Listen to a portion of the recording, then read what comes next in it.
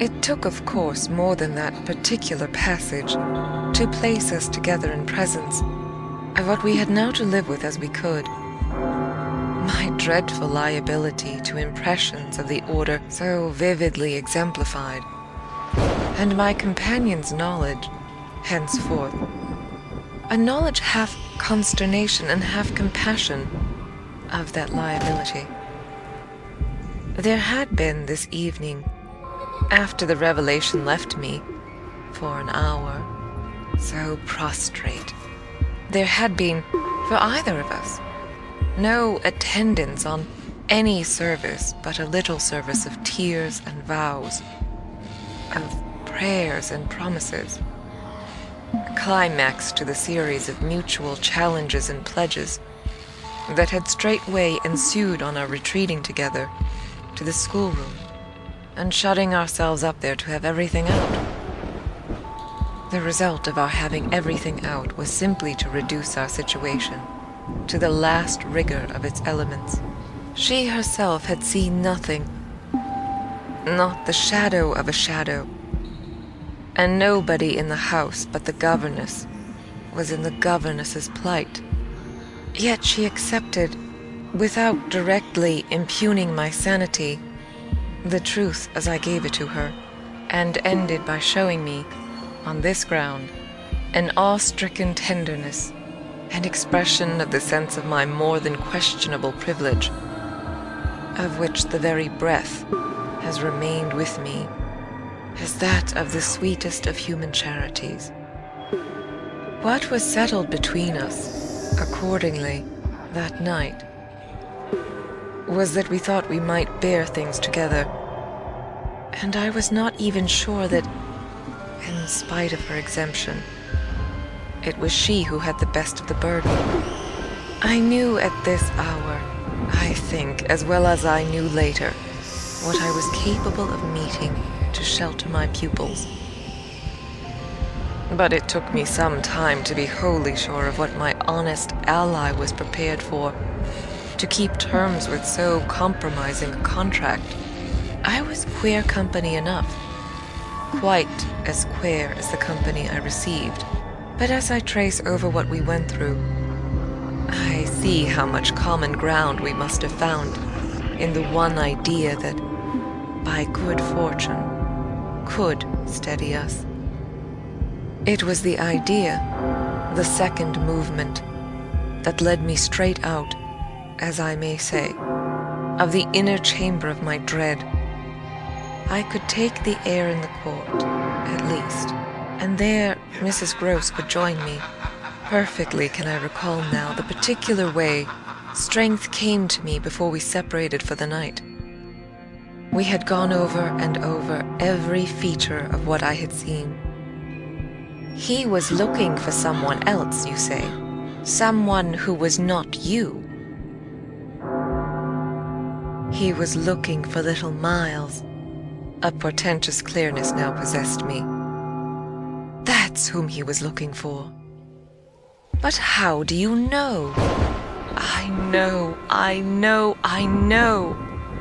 My exultation grew. And you know, my dear. She didn't deny this. But I felt, not even so much telling as that. She resumed in a moment, at any rate. What if he should see him? Little Miles?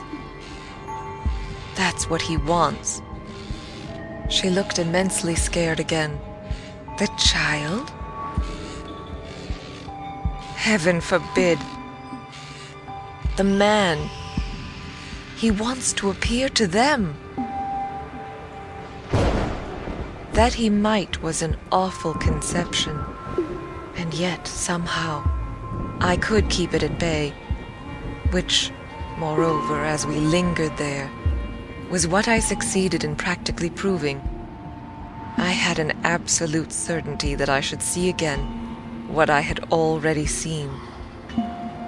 But something within me said that by offering myself bravely as the sole subject of such experience, by accepting, by inviting, by surmounting it all, I should serve as an expiatory victim and guard the tranquility of my companions, the children in especial. I should thus fence about and absolutely save. I recall one of the last things I said that night to Mrs. Gross. It does strike me that my pupils have never mentioned— She looked at me hard as I musingly pulled up— his having been here in the time they were with him. The time they were with him, and his name, his presence, his history, in any way. Oh, that little lady doesn't remember. She never heard or knew the circumstances of his death. I thought with some intensity. Perhaps not. But Miles would remember. Miles would know. Ah, don't try him, broke from Mrs. Gross. I returned her the look she had given me. Don't be afraid, I continued to think. It is rather odd that he has never spoken of him. Never by the least allusion. And you tell me they were great friends? Oh, it wasn't him, Mrs. Gross with emphasis declared. It was Quint's own fancy. To play with him, I mean. To spoil him. She paused a moment. Then she added, Quint was much too free. This gave me straight from my vision of his face such a face, a sudden sickness of disgust. Too free with my boy, too free with everyone. I forbore for the moment to analyze this description further than by the reflection that a part of it applied to several of the members of the household, of the half-dozen maids and men who were still of our small colony. But there was everything for our apprehension in the lucky fact that no discomfortable legend, no perturbation of scullions had ever, within anyone's memory, attached to the kind old place. It had neither bad name nor ill fame, and Mrs. Gross, most apparently, only desired to cling to me and to quake in silence. I even put her, the very last thing of all, to the test. It was when, at midnight, she had her hand on the schoolroom door to take leave. I have it from you then, for it's of great importance, that he was definitely and admittedly bad. Oh, not admittedly. I knew it, but the master didn't. And you never told him? Well, he didn't like tale-bearing. He hated complaints. He was terribly short with anything of that kind.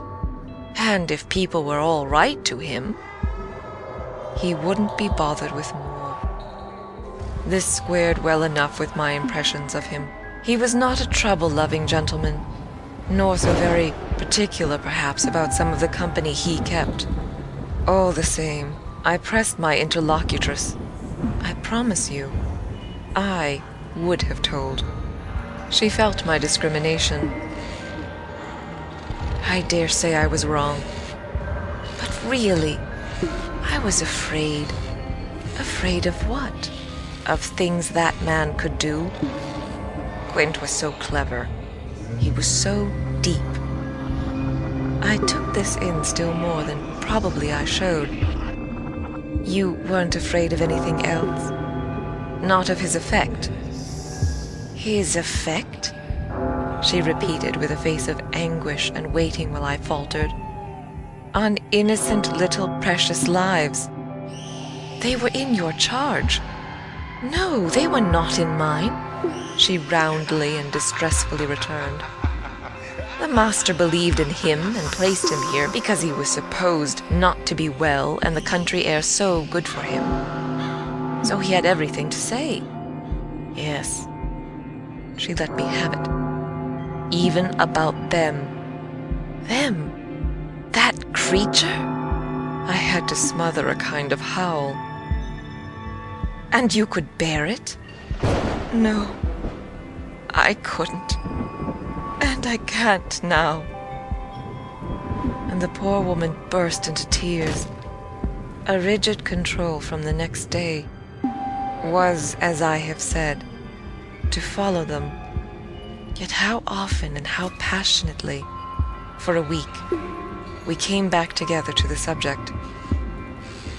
Much as we had discussed it that Sunday night, I was in the immediate later hours in especial, for it may be imagined whether I slept, still haunted with the shadow of something she had not told me. I myself had kept back nothing, but there was a word Mrs. Gross had kept back. I was sure, moreover, by morning, that this was not from a failure of frankness, but because on every side there were fears. It seems to me indeed, in retrospect, that by the time the morrow's sun was high, I had restlessly read into the fact before us almost all the meaning they were to receive from subsequent and more cruel occurrences. What they gave me above all was just the sinister figure of the living man the dead one would keep a while, and of the months he had continuously passed at Bly, which, added up, made a formidable stretch. The limit of this evil time had arrived only when on the dawn of a winter's morning, Peter Quint was found, by a laborer going to early work, stone dead on the road from the village, a catastrophe explained, superficially at least, by a visible wound to his head, such a wound as might have been produced, and as, on the final evidence, had been by a fatal slip in the dark, and after leaving the public house, on the steepish, icy slope, a wrong path altogether, at the bottom of which he lay. The icy slope, the turn mistaken at night and in liquor, accounted for much. Practically, in the end and after the inquest, and boundless chatter for everything. But there had been matters in his life, strange passages and perils, secret disorders, vices more than suspected, that would have accounted for a good deal more. I scarce know how to put my story into words that shall be a credible picture of my state of mind. But I was in these days literally able to find a joy in the extraordinary flight of heroism the occasion demanded of me. I now saw that I had been asked for service admirable and difficult, and there would be a greatness in letting it be seen, oh, in the right quarter, that I could succeed where many another girl might have failed. It was an immense help to me. I confess I rather applaud myself as I look back, that I saw my service so strongly and so simply. I was there to protect and defend the little creatures in the world the most bereaved and the most lovable, the appeal of whose helplessness had suddenly become only too explicit, a deep, constant ache of one's own committed heart. We were cut off, really, together. We were united in our danger. They had nothing but me. And I had them. It was, in short, a magnificent chance. This chance presented itself to me in an image richly material. I was a screen. I was to stand before them. The more I saw, the less they would. I began to watch them in a stifled suspense, a disguised excitement that might well, had it continued too long, have turned to something like madness. What saved me, as I now see, was that it turned to something else altogether. It didn't last as suspense. It was superseded by horrible proofs. Proofs, I say, yes, from the moment I really took hold. This moment dated from an afternoon hour that I had happened to spend in the grounds, with the younger of my pupils alone. We had left Miles indoors, on the red cushion of a deep window seat. He had wished to finish a book, and I had been glad to encourage a purpose so laudable in a young man, whose only defect was an occasional excess of the restless. His sister, on the contrary, had been alert to come out, and I strolled with her half an hour, seeking the shade, for the sun was still high and the day exceptionally warm. I was aware afresh with her, as we went, of how, like her brother, she contrived, it was the charming thing in both children, to let me alone without appearing to drop me, and to accompany me without appearing to surround. They were never importunate, and yet never listless. My attention to them all really went to seeing them amuse themselves immensely without me. This was a spectacle they seemed actively to prepare, and that engaged me as an active admirer. I walked in a world of their invention.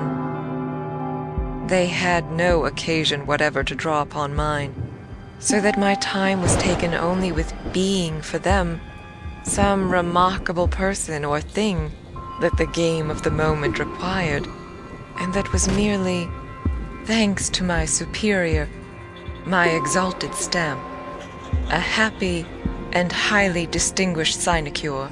I forget what I was on the present occasion.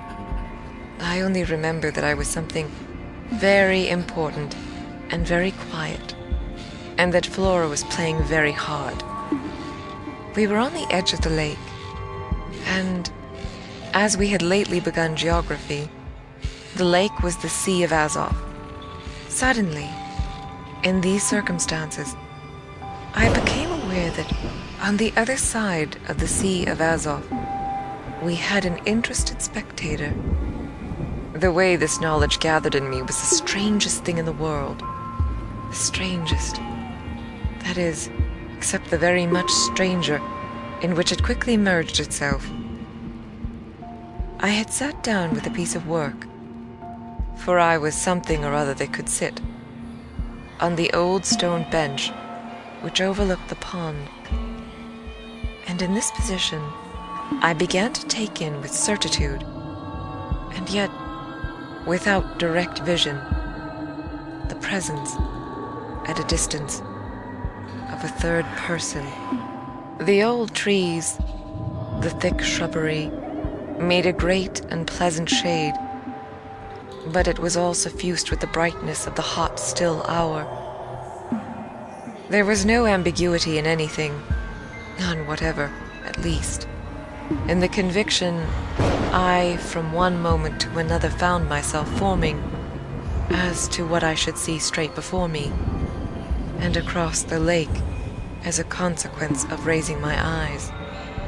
They were attached at this juncture to the stitching in which I was engaged, and I can feel once more the spasm of my effort not to move them till I should so have steadied myself as to be able to make up my mind what to do. There was an alien object in view, a figure whose right of presence I instantly, passionately questioned. I recollect counting over perfectly the possibilities, reminding myself that nothing was more natural, for instance, than the appearance of one of the men about the place, or even of a messenger, a postman or a tradesman's boy from the village.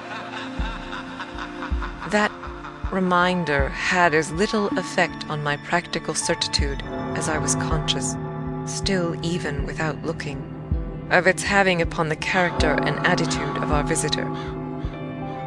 Nothing was more natural than that these things should be the other things that they absolutely were not. Of the positive identity of the apparition, I would assure myself as soon as the small clock of my courage should have ticked out the right second.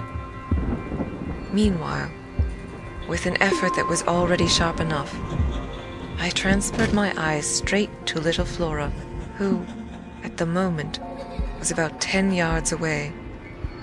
My heart had stood still for an instant, with the wonder and terror of the question whether she too would see. And I held my breath while I waited for what a cry from her, what some sudden innocent sign either of interest or of alarm would tell me. I waited, but nothing came. Then, in the first place, and there is something more dire in this, I feel than in anything I have to relate, I was determined by a sense that, within a minute, all sounds from her had previously dropped, and in the second, by the circumstance that, also within the minute, she had, in her play, turned her back to the water. This was her attitude when I at last looked at her, looked with the confirmed conviction that we were stabbing it, a little hole that had evidently suggested to her the idea of sticking in another fragment that might figure as a mast and make the thing a boat. This second morsel, as I watched her, she was very markedly and intently attempting to tighten in its place. My apprehension of what she was doing sustained me so that, after some seconds, I felt I was ready for more. Then again I shifted my eyes. I faced what I had to face. And a piece of wood, which happened to held together, under direct personal notice. She had picked up a small flat